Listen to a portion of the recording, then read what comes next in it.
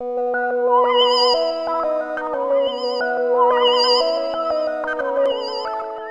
conocimiento del derecho nos viene por varios caminos. El primero que hemos visto, el de la evidencia, ¿no? Es evidente que hasta dedicarlo tiene el derecho a la vida, y por eso no entro yo en una reflexión de, a ver, vamos a ver cuánto vale la vida de dedicarlo,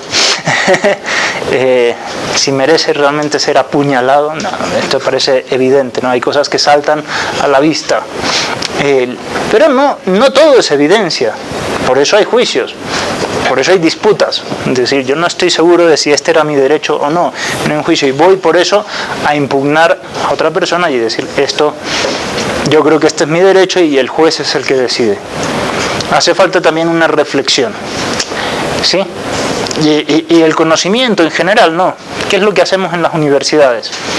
En las universidades, en principio, deberíamos de reflexionar más sobre lo que es el derecho. Es distinto la universidad que el colegio. En el colegio te dan una lista de temas que tienes que saber y te los aprendes de memoria. En la universidad también hay que aprenderse cosas de memoria, pero hay que reflexionar con esos conceptos, ¿sí? Ahora bien, ¿todo es evidencia y reflexión o hay alguna otra fuente de conocimiento? Es la pregunta. La comunicación en sí. La comunicación en sí. Ajá, por ejemplo, si yo le digo a Ricardo, oye, estoy enfermo, puede conocer a través de ese simple juicio que estoy enfermo. Si se puede alcanzar esa verdad. Sí, le puedes transmitir de alguna manera así, pero algo más, hay algo más detrás de eso, porque él puede creerte o no creerte. La razón. La razón, la lógica es la reflexión, lo que hemos dicho, ¿sí? Pueden ser varias vías, o sea, se habla de la intuición, de la fe. Entonces, a ese punto quería llegar, a la fe, a la reflexión. Es decir, gran parte del conocimiento que tenemos en la cabeza viene por fe. Y no solo el que nos enseñan quizás en la iglesia o lo que sea. No, ni siquiera en la universidad. Es decir, por ejemplo, los planetas de la Tierra. Bueno, del sistema solar. Los planetas del sistema solar. ¿Quién de ustedes ha visto todos los planetas? Nadie. ¿Por qué le creen? ¿Por qué creen que existen todos estos planetas? En mi caso, porque hubo un payasito llamado Tico Tico que cantaba Mercurio, Venus, sí. Yo le creí totalmente, ¿no? Me está diciendo, ese buena gente el payasito, no parece que me vaya a mentir, y me aprendí todos los planetas ahí, Marte, Júpiter, Saturno, ¿no? Bueno, creo que con alguno me engañó, pero bueno. Pero bueno, en general, digo, ¿quién cree en el cáncer? Todo el mundo. ¿Pero por qué? ¿Lo ha visto? Nadie lo ha visto. El máximo ve uno las consecuencias del cáncer. Entonces uno dice, bueno, y un señor de bata blanca que se para y dice, no, esto parece que es esto y no sé cuánto, y le creemos. La gran mayoría de nuestro conocimiento viene por creencia, porque le damos fe a alguien de que eso ha de ser así. ¿Sí? Ese es el conocimiento que viene por fe. Bien. Muchas de las leyes nos fiamos que la autoridad está diciéndolo razonablemente y nos dicta las leyes, ¿no? Es así, tiene que ser así. Nos fiamos que hay algo de justicia ahí detrás. Bien. Y después hay otra serie de fuentes indirectas del conocimiento del derecho. Son 4 fuentes más o menos las que manejamos, ¿no? Es decir, si uno estudia la historia, más o menos entiende qué cosas han sido derecho y qué es lo normal que sea derecho. Si uno estudia, yo qué sé, el derecho comparado, las leyes de otros países dicen, en el Ecuador no podrá ser tan distinto, algo podrá ser distinto, pero no tan distinto, ¿no? Y así, hay muchas ciencias aledañas, es decir, cercanas al derecho que también nos permiten descubrir algo. Estas son las 4 maneras de conocer el derecho, entonces, que me parece que es interesante. Cuando ustedes vean el Código de Derecho Natural, el código que vamos a seguir leyendo a partir de la próxima clase, de la próxima semana, van a encontrar justamente estas 4 fuentes. Primero un título, ¿no? El límite, yo que sé, de la objeción de conciencia. De ahí un resumen de qué significa eso. Y de ahí las fuentes de evidencia. Después van a ver las fuentes de fe. Después van a ver las fuentes doctrinales. Y después las fuentes indirectas. Trato de cada artículo o límite del código es poner las 4 fuentes o las que ¿sí? Ahora veremos dónde conseguimos cada una de estas fuentes, ¿no? Entonces, en las fuentes doctrinales es la reflexión, directamente reflexión sin tener ningún dato de fe. ¿Qué son los datos de fe? Aquellos que creemos a ciegas en otra persona. Sí, no los reflexionamos, no los concluimos nosotros. En otro, por el testimonio de otro. Entonces, también hay reflexión teológica, es decir, aquí creo en otra persona. Aquí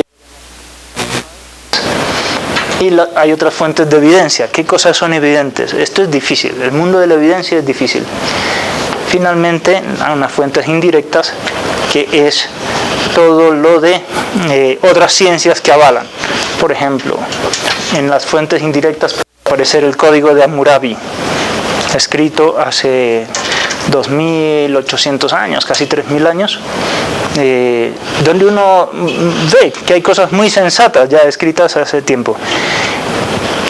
Si se para, le vuelves a poner, cada 20 minutos se para. Ya. Perfecto. Ok, estamos más o menos cuáles son las 4 fuentes del conocimiento jurídico. Vamos a hablar ahora cada una de ellas con algo más de detalle.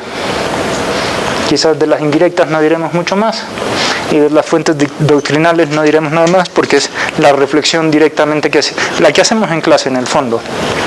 ¿Por qué esto es derecho o qué no es derecho? ¿Qué sí es derecho? ¿Hasta dónde es la cláusula de conciencia? Etcétera. Vamos a hablar sobre todo de estas 2. Las fuentes de evidencia. La evidencia, lo evidente, es una cosa que se ha perdido también en el mundo de la gnoseología, curiosamente. Hoy vivimos un escepticismo un poco más grande de lo que pensamos, porque no se cree tanto en la razón. Digo, todo es relativo hoy en día, ¿no? Todo es relativo. Todo es relativo, realmente no, parece que no sea tan relativo todo. De hecho, en derecho hay algunos que se han dedicado solo a hacer argumentación jurídica. Es decir, ¿qué es el derecho? Un argumento. El que argumenta mejor se lleva la vaca. Sí. Y parecería que no hay nada de fondo. Bien. ¿Qué es lo evidente? Entonces, esta es la pregunta. ¿Qué es lo evidente? Entonces, es un conocimiento que no necesita demostración. Es un conocimiento directo. Es un conocimiento no reflexivo. Es decir, que uno no trabaja en un concepto después de otro para sacar una conclusión. La reflexión es distinta. Uno parte de 2 conceptos, va haciendo un juicio, otro juicio, va sacando un silogismo, una conclusión, ¿no? El ejemplo que hemos puesto, ¿no? Todo hombre es animal. Adrián es hombre. Adrián es animal. Pensante, obviamente, pero bueno. Bueno, no todo conocimiento requiere esa reflexión. De hecho, los primeros conocimientos nos vienen por evidencia. Cuando el niño abre sus ojos, bien, siempre, no sé, si han visto a algún niño recién nacido, tiene todos los ojos díscolos, así. Entonces, en un momento dado, los une así, ¡pac! Y eso es mamá, ¿no? Descubre a la madre, ¿no? Y entonces, bien, y sabe que hay algo ahí, todavía no le ha puesto ni nombre y todo esto, y tiene una percepción de que es bueno o agradable y todo esto, ya tiene un cierto conocimiento. Después va configurando y va haciendo un concepto con otro, ya asocia después a esto con el concepto, con la palabra esa que oye, mamá, mamá, mamá, y trata de repetirla después, y ve que mamá es algo bueno, y va asociando otros conceptos, va construyendo. Todo el conocimiento humano se construye así, por capas. Primero van las cosas más evidentes, tac, tac, tac, tac, y después las más ficticias.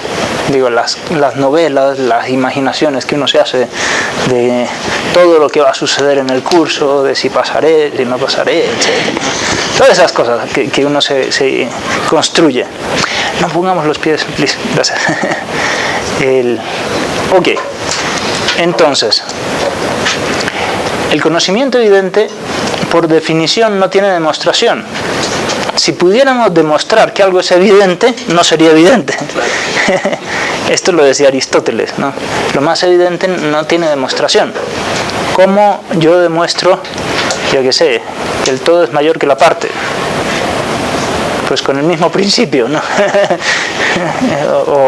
Sí, o que hay que, de los primeros principios del derecho y de la moral, hay que evitar el mal y hacer el bien. El principio de buena fe, de ahí esto, ¿no? ¿Cómo demuestro esto? Es difícil. También el derecho tiene unos primeros postulados evidentes de los que se parte, ¿no? No todo es relativo, digo. En ningún lugar traicionar está bien, ¿sí? O acto de parricidio, en ningún lugar está bien, ¿no? El parricidio, ¿sí? Exactamente. Pues bien, hay cosas evidentes sobre las que se construye todo el resto de conocimientos jurídicos. Y es interesante tratar de ver qué cosas son evidentes. No es sencilla la pregunta, porque la evidencia no tiene prueba. Es decir, en cambio, reflexiones más altas, más graves, más elaboradas, sí tienen prueba, si esto se contradice con otra cosa, pero en cambio las reflexiones sobre la evidencia no tienen prueba, es difícil. ¿Cómo sabemos que algo es evidente? Y necesitamos, decía, ¿cómo se llama? George Orwell, ¿no? Que una de las tareas del mundo actual es el rescate de lo evidente. Y es verdad. Uno se da cuenta, yo qué sé, de tantas cosas que parecen absurdas y que no se dan cuenta de lo evidente, ¿no? Es decir, que el matrimonio sea entre hombre y mujer, ¿no? Si uno entiende los fines del matrimonio, la sexualidad humana, y dice esto es compatible, esto no es compatible, entendería muchas cosas. Pero hace falta rescatar cosas evidentes. Digo, hace falta... Entonces, ¿qué es lo evidente? Lo evidente no podemos probarlo por sí mismo. Sin embargo, sí podemos probarlo por sus manifestaciones. Y esta es la idea del artículo que van a leer, un artículo que todavía no lo he publicado, está pro manuscrito, que quizás lo publique en Europa, lo están considerando por allá. Se llama Olvido, ¿cómo se llama? Y rescate de lo evidente, una cosa así. Sí podemos probar las manifestaciones de lo evidente. Si algo es evidente, tiene que ser muy compartido por la gente. Algo evidente está en boca de todos. Todo el mundo en general lo acepta. Siempre hay algún raro, ¿eh? Siempre hay algún raro que dice, no, esto no es así la cosa, ¿no?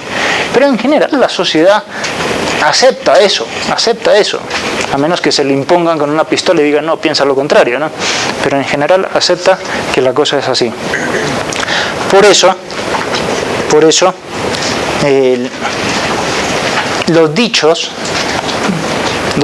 que traen una serie de sabiduría popular que manifiesta lo evidente. Si algo está en boca de todos, probablemente es evidente. Porque todas las personas, hasta las más modestas de cabeza, pues entienden que allí hay alguna verdad, ¿no?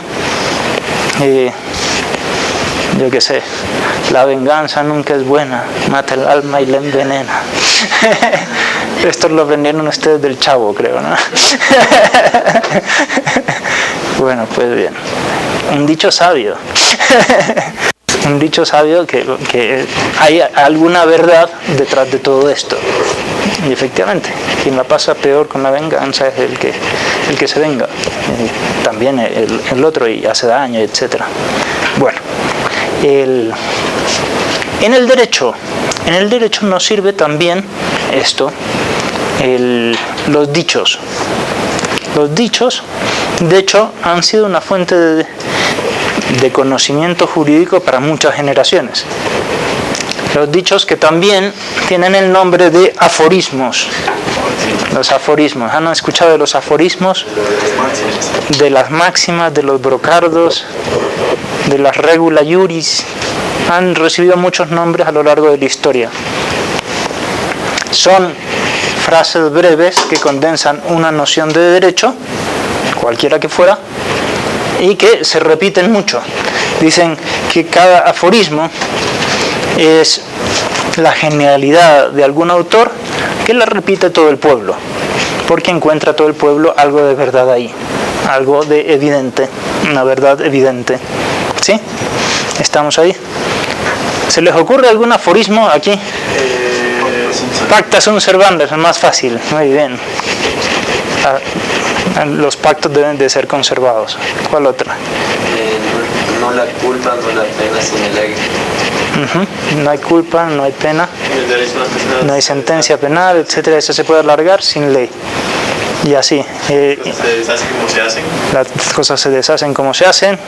Nemini non ladere. Nemini non ladere.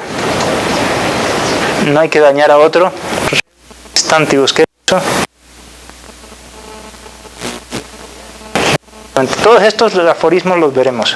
Es más, en cada examen doy un punto extra al que me ponga aforismos. Desde la próxima semana. Un punto extra, cada aforismo vale 0.2. Hasta un punto doy. O sea, 5 aforismos tienen que ponerme en latín y en español. En latín y en español. O sea, van a aprender latín aquí. Tremendo. Si no me... Guardemos el celular, please. Guardemos. No. Es demasiada tentación ahí.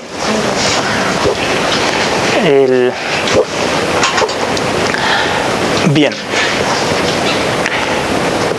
5 aforismos se pueden poner. ¿Qué aforismos? Antes hacía cada lección, ahora la A y la B, después la C, etc. ¿Sí?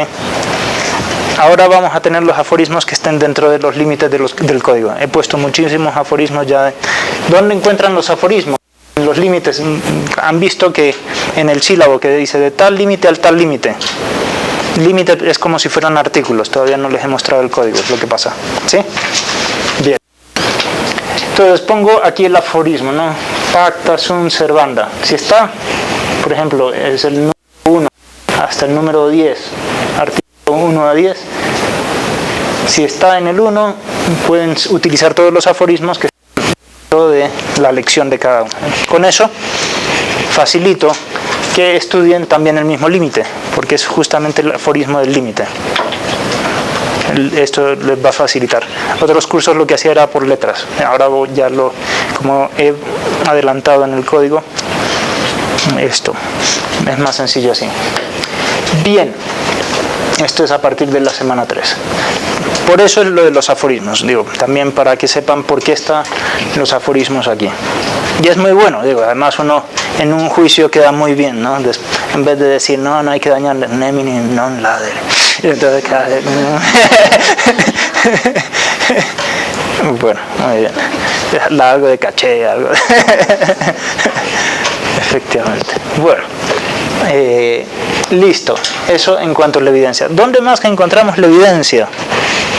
Entonces, ¿dónde más se encuentra la evidencia? ¿Qué otras manifestaciones tiene? Pues esto, quizás en las que mejor perciben las cosas. Los genios o los artistas perciben una parte de la realidad con cierta sutileza. ¿Sí? Por ejemplo, la teoría de la relatividad, pues hay bastante de evidente ahí. Aunque sea evidencia que requiera una reflexión, pero hay bastantes cosas evidentes. Pero hace falta ser un genio para llegar hasta ahí. ¿sí? Por eso se habla de diferentes tipos de evidencia. Los artistas también tienen un grado de aproximación muy curioso a la realidad, los artistas. Porque, ahora bien, obviamente un artista no va a hacer una canción sobre la teoría de la relatividad, ¿no? Lo máximo que he visto es la cumbia geométrica. No sé si lo han visto, una cosa así, es tristísimo, ¿no? Donde hacen bailar a la hipotenusa. Pero en cambio, los artistas nos pueden decir algo, por ejemplo, de la amistad. Esa fue una ponencia que tuve en el Congreso de Derecho y Humanidades sobre qué dicen las canciones sobre la amistad y qué hay de filosofía ahí dentro, ¿no? Bien, qué dicen los artistas, por ejemplo, del amor y de otras cosas, pues ahí pueden tener algunas intuiciones interesantes, ¿no? Por eso, dentro del código y dentro de la parte de evidencia, cito algunos clásicos. Además, si un artista es clásico, pues es mucho más seguro de que haya dicho alguna cosa interesante. ¿Quiénes son los clásicos, por cierto? ¿Por qué el gato volador no es una canción clásica? Un clásico no se rige con la moda. Exactamente, Nunca pasa de moda. Es decir, es algo que gusta a varias generaciones y que ha encontrado razón de ser en varias generaciones. Por eso es una manifestación de evidencia. Si los clásicos nos dicen algo, pues hay algo de evidente ahí. ¿Sí? ¿Estamos? Ok. Por eso alguna vez pongo algunas letras de canciones más clásicas, más o menos, aquí, y alguna vez analizaremos en este curso algunas canciones. El mismo sílabo, no sé si han fijado que hay unas acotaciones a ciertas canciones que analizaremos. Bueno, en la tercera columna, creo que es en la del medio de todo esto, ¿no? Varias de Los Miserables, les recomiendo ver esa película. Uy. ¿Qué tal? ¿Vas a dar clase aquí? No puedo escuchar su clase. Ah, bueno. Perfecto, bienvenido. David. Ok. Entonces, las fuentes de evidencia. Ahí tenemos, ya hemos dicho, los aforismos, las cosas que los clásicos han dicho. Son manifestaciones, no es que necesariamente eso sea evidente. De hecho, en la retórica se dice que si te dicen un aforismo, tú tienes que decirle el aforismo contrario. Y este es un recurso retórico, bien, pero evidentemente uno aplica y otro no aplica, ¿no? Pero retóricamente queda uno muy bien, ¿no? Bien, eso en cuanto a la evidencia. ¿Estamos? Perfecto.